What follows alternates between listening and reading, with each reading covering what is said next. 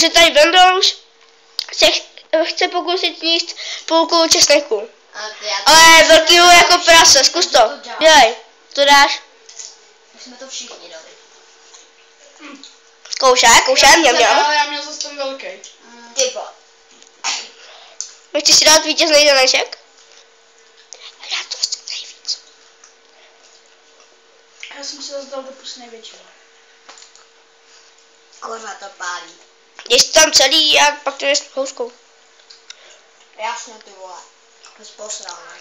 No, proč? Jenom pokakal. No vidíš, tak já, když jsi tak rozchechtanej, no. Ne ty vole, já už nežeru ty vole. Dělej, Srabe. Kousek, Srabe, dělej. Hovno. Dělej. Já se vždycky to odhodnu.